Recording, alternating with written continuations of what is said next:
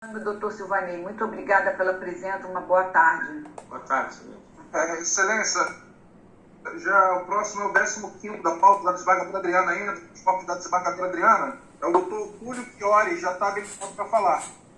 Doutor Túlio, está nos ouvindo? Sim, excelência. Abre mão do relatório? Sim, excelência. Com a palavra, por favor. Excelentíssima presidente, excelentíssima relatora, excelentíssimos julgadores, representante da Procuradoria de Justiça, colegas advogados, servidores, uma boa tarde a todos e registro aqui meus cumprimentos ao Álvaro, que tão prontamente aí tem atendido às solicitações dos advogados aqui no chat. Excelências, estamos aqui a julgar um pedido de habeas corpus, onde apontamos que a decisão que mantém o cárcere do paciente é ausente de fundamentos concretos, bem como é dissociada das palavras das próprias vítimas. Excelências, me permitam trazer um trecho da decisão do magistrado de piso que entendemos como sendo o núcleo do decreto prisional. E aí eu cito: e, no caso, a manutenção do denunciado em liberdade durante o processo deixará tanto as vítimas em número de 4, quanto as testemunhas em situação de risco, expostas a todo e qualquer tipo de coação ou violência, o que, por certo, lhes causará infundado e justificado temor, o que colocará em sério risco a colheita de prova eventualmente levada a plenário, aliás, se for o caso concreto, prejudicando sobremaneira a busca da verdade real, o que evidencia que a prisão também se mostra, por ora, necessária por conveniência da instrução criminal. Fecha aspas.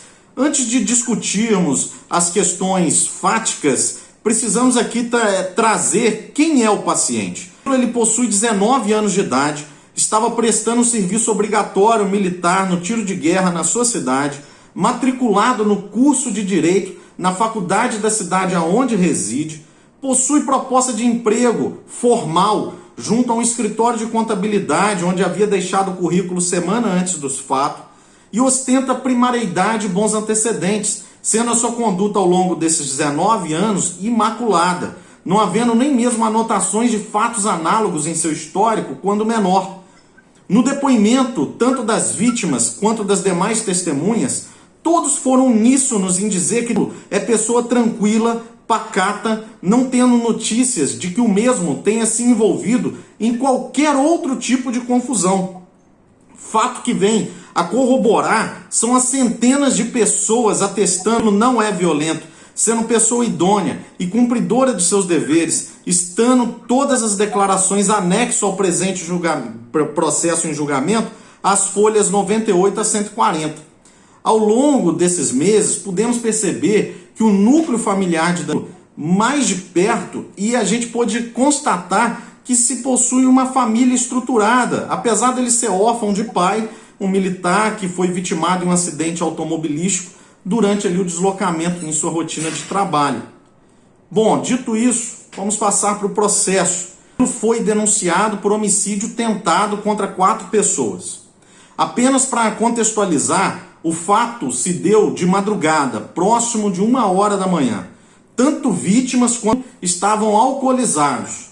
Das 4 vítimas, 3 relataram que nem mesmo conheciam. Outro fato importante de ser dito é que o objeto utilizado para as lesões foi uma pequena faca doméstica de 13 centímetros, normalmente utilizada em refeições. E as lesões ocorreram após uma provocação por parte do grupo contra.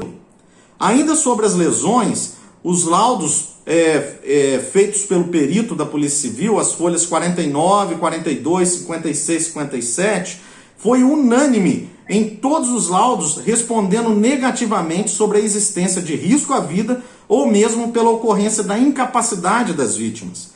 Todas as vítimas foram atendidas após o fato e logo liberadas, sendo que nenhuma demandou de atendimento com maior complexidade, haja vista se tratarem de pequenas lesões, tanto que prestaram depoimento horas depois do ocorrido. Excelências, estamos aqui dizendo que tanto em sede policial quanto em juízo, nenhuma das vítimas relatou temer Ao contrário, a exemplo da vítima, por exemplo, que em audiência de instrução e julgamento relatou que é uma pessoa tranquila e que acredita que o mesmo só praticou o fato por estar ou alcoolizado ou sob efeito de entorpecentes. Em depoimento prestado em audiência de instrução e julgamento, os policiais que acompanharam a ocorrência relataram terem encontrado em estado de embriaguez, vomitando, com palavras desconexas, sem plena noção da realidade do cenário que estava envolvido. O policial ainda relata que, passadas algumas horas do ocorrido, é que ele recobrou a consciência e entendeu a gravidade dos fatos. O policial militar Henrique informou que em nenhum momento se mostrou agressivo e que no momento que chegaram na casa do mesmo, a mãe estava jogando água no rosto dele para ver se ele melhorava. Estava todo ali vomitado.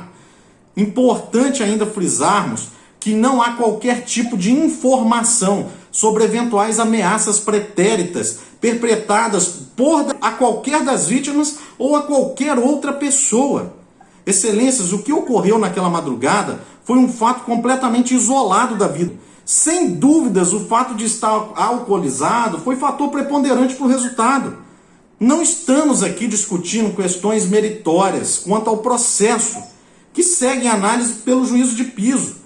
Mas nós precisamos trazer aqui todos esses pontos para demonstrar a vossas excelências que não há nenhum indício de que o solto pudesse pôr em risco qualquer testemunha, tanto por não haver nenhum histórico de ameaças ou mesmo agressividade, seja específico contra as vítimas ou contra terceiro, mas quanto também por não haver nos autos qualquer informação das vítimas que relatem algum tipo de temor que justificassem a manutenção da prisão.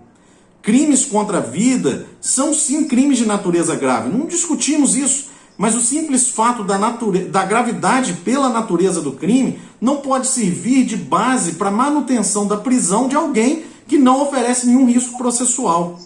Admitir isso seria uma espécie de antecipação de pena ao paciente, que não é admissível. A alegação do magistrado de piso que o suposto temor às vítimas é fundado em uma suposição sem amparo em nada específico dos autos. É dizer, data máxima vênia, que o fato de ter sido tentado e não consumado torna a prisão necessária. Afinal, existem vítimas para depor em possível júri em processo que nem sentença de pronúncia ainda possui. Novamente, somos obrigados a dizer que a fundamentação da prisão preventiva do paciente está vazada em termos os quais poderiam justificar o encarceramento de qualquer pessoa acusada em processo penal. Eis que se lastreia de forma abstrata a gravidade do delito. Em caso semelhante ao dos autos, e até mais grave, na verdade, por ser caso de homicídio consumado, o ministro do STJ, ministro Rogério Schietti Cruz, em recente decisão datada de outubro de 2020, asseverou que, abre aspas, a gravidade abstrata da infração penal não é bastante para embasar a cautela mais onerosa do acusado, caso o decreto prisional não contextualize em subsídios concretos dos autos o periculo in libertatis. A íntegra dessa decisão em voto está a partir do indexador 54. Além do magistrado de piso não trazer subsídios concretos quanto à suposta existência do periculo in libertatis, o magistrado de piso também deixou de se manifestar especificamente quanto às medidas cautelares diversas da prisão propostas por esse patrono, sendo, mais uma vez, genérico e abstrato em sua fundamentação pela não concessão das cautelares. A especialidade do processo penal está em que cada caso deve ser analisado como um caso específico. Excelências, por todo o exposto até aqui, era para pugnarmos até mesmo pela revogação da preventiva com a expedição do alvará de soltura. Mas não. O que passaremos a requerer, na verdade, é a concessão da liberdade provisória, aplicando medidas cautelares diversas ao paciente, tais como passamos a sugerir: monitoramento eletrônico, com liberação apenas para o trabalho e estudo, proibição de manter contato por qualquer meio ou se aproximar das vítimas, proibição de se permanecer na rua entre os horários de 22 horas e 6 da manhã, recolhimento domiciliar no período de final de semana, proibição de se ausentar da comarca por período superior a 30 dias sem autorização do juízo, comparecimento mensal ao juízo para justificar suas atividades e endereço. Medidas essas que entendemos serem justas e suficientes para atender aos riscos processuais. Concluindo, por restar demonstrado que não há na decisão combatida, nem mesmo no parecer ministerial, qualquer fundamentação concreta quanto à necessidade da prisão cautelar, e como também demonstrado, no presente feito não foram narradas condutas próprias do paciente que revelem a reprovabilidade acentuada ou periculosidade concreta desmedida capazes de legitimar sua constrição cautelar, não se identifica o periculum in libertatis, passível de evidenciar a indispensabilidade de sua segregação. Por isso, pugnamos, através do presente remédio constitucional, a concessão da liberdade provisória em favor do paciente com a aplicação das medidas cautelares diversas já especificadas. Para encerrar, finalizamos com a citação de uma frase de Francesco Carnelucci, que está no livro As Misérias do Processo Penal, onde diz o seguinte: o juízo, para ser justo, deveria ter em conta não somente o mal que alguém fez, mas também o bem que fará. Não somente sua capacidade para delinquir, mas também a capacidade para se redimir.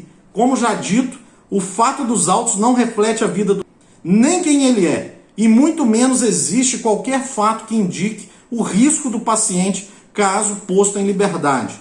E por isso pugnamos pela concessão da ordem para que o paciente possa responder ao processo em liberdade com a substituição da prisão por medidas cautelares como já expostas. É o que requeremos, Excelência.